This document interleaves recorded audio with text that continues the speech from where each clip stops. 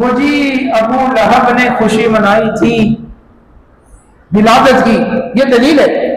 اور اس کو بعد میں کسی نے دیکھا تھا خواب میں اور اس سے پوچھا تھا بڑا بری حالت ہے، بہت مار پڑی ہے، لیکن یہ انگلی جس سے میں نے سویبا کو آزاد کیا تھا، لونڈی کو، اس کی وجہ سے مجھے اس سے پانی پلایا جاتا ہے، بعض کہتے ہیں شہد چٹایا جاتا ہے، اس میں تخفیف ہو جاتی ہے۔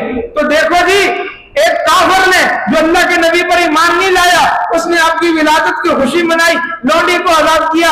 جب اللہ اس پر اتنا مہربان ہو سکتا ہے تو ہم مسلمان خوشی منائیں گے تو اللہ کی کتنی رحمتیں ہماری شامل آ رہی۔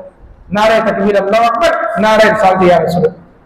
لوگ خوشی کی دلیل مل گئی صحیح بخاری سے، صحیح بخاری سے دلیل مل گئی، لیکن اس دلیل کی حقیقت کیا ہے؟ میں نے جمعے میں چھوڑ دیا اس موضوع کو کہ بیان کروں گا یہاں پر۔ اس دلیل کی حقیقت کیا ہے؟ پہلے تو آپ حدیث کی تعریف کریں کہ حدیث کہتے ہیں کسے؟ حدیث کہتے ہیں رسول اللہ صلی اللہ علیہ وسلم کی بات کو، آپ کے فرمان کو۔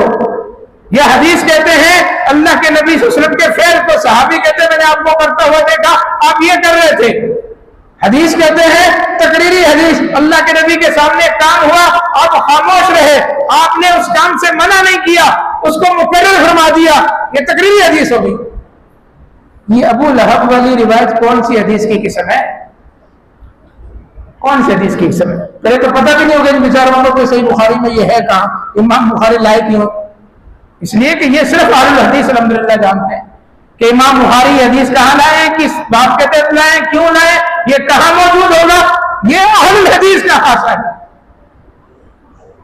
کتاب الرزاق کے اندر رزاق کا بیان ہے، وہاں یہ بات آ گئی کہ جو سویبا نامی لونڈی ہے، سویبا، پہلے تو اس کا تلفظ ہی بیچاروں کو نہیں آتا، صوبیہ کہہ رہے تھے، بچیوں کا نام بھی صوبیہ، سویبا، یہ جو خاتون ہے سویبا، یہ رضائی ماں ہے جناب امیر حمزہ کی اور جناب محمد الرسول اللہ صلی اللہ علیہ وسلم، دونوں کو اکٹھا دودھ ملایا، رضائی والدہ ہے۔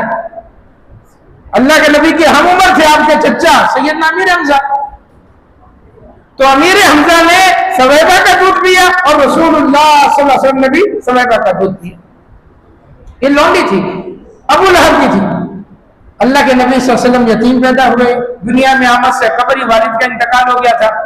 جب آپ سیدہ آمنہ کے ہاں پیدا ہوئے تو یہ سویبا لونڈی گئی اور جا کر ابو لہب کو، جو اللہ کے نبی کے چچا ہے، عبد العزہ اس کا نام ہے، اس کو جا کر بتایا کہ آپ کے مرحوم بھائی عبداللہ کے ہاں ان کی زوجہ محترمہ نے بیٹے کو جنم دیا ہے۔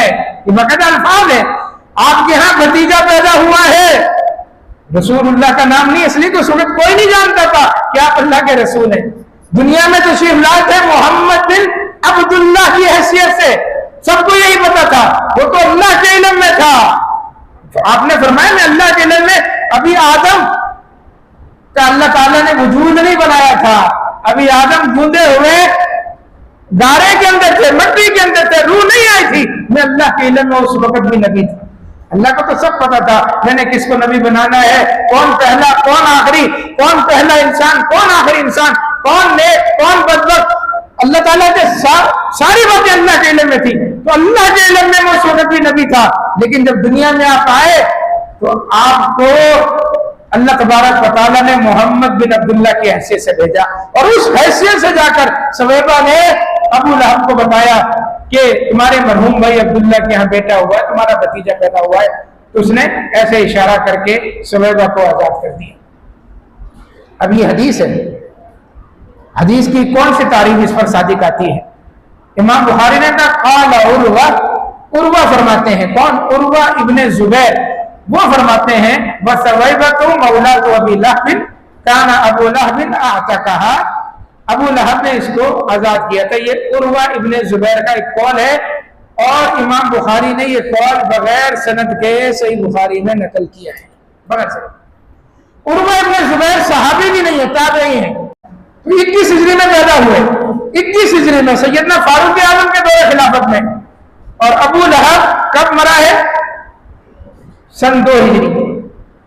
ابو لہب 2 ہجری میں مرا ہے غزوہ بدر کے بعد, ایمان نہیں لایا. ابو لہب مر گیا. اب یہاں امام بخاری نے عروہ ابن زبیر کا قول نقل کیا کہ فلما مات ابو لہب, عروہ ابن زبیر کہتے ہیں کہ سویبہ ابو لہب کی لونڈی تھی, ابو لہب نے اس کو آزاد کر دیا تھا. جب ابو لہب کا انتقال ہوا, اریہ بعض والیہ, ابو لہب کے گھرانے میں سے کسی نے خواب میں دیکھا. ابو لہب کے گھرانے میں سے کسی نے خواب میں دیکھا. کس نے دیکھا کوئی پتہ نہیں. بشر ہی بدن, خواب میں دیکھا ابو لہب کو بڑی مار پڑی, بہت بری حالت میں. اس سے پوچھا ماذا لقیتا, کیا ہوا تمہارے ساتھ؟ اس نے کہا کچھ نہیں, کوئی خیر نہیں ملی, بڑی مار پڑ رہی ہے, سوائے اس کے کہ مجھے اس انگلی سے پلایا جاتا ہے. اب عروہ ابن زبیر کو جو 21 ہجری میں پیدا ہو رہے ہیں, ابو لہب 2 ہجری میں مر رہا ہے, یہ بات کس نے بتائی؟ کچھ نہیں پتا. تابعی کا قول ہے, عروہ ابن زبیر تابعی ہیں, بغیر سند کے ایک بات بیان کر رہے ہیں, اور تابعی کی بیان کردہ روایت مرسل کہلاتی ہے, جو کہ ضعیف کی ایک قسم. اوہو, اب آپ بولیں گے جی صحیح بخاری میں ضعیف روایت ہے, حدیث نہیں ہے. ذہنوں کو کشادہ رکھیں, حدیث کی بات نہیں ہو رہی. صحیح بخاری میں موجود ہر حدیث صحیح ہے, جس میں اللہ کے نبی کا فرمان بیان ہو رہا, اللہ کے نبی کا فعل بیان ہو رہا, صحابی اللہ کے نبی کا فعل بیان کر رہا. حدیث کی بات نہیں ہو رہی ہے, یہاں روایت کی بات ہو رہی ہے.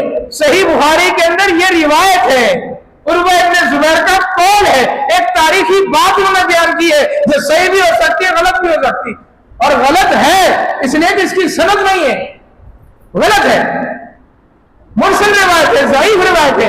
اب امام بخاری کیوں رائے ہیں, اللہ جانے امام بخاری کیوں رائے, لیکن جب بات حدیث کی آئے گی تو ہم دیکھتے کہ چوٹ میں کہتے ہیں کہ صحیح بخاری میں کوئی حدیث ضعیف نہیں ہے, یہ روایت ہے, حدیث نہیں.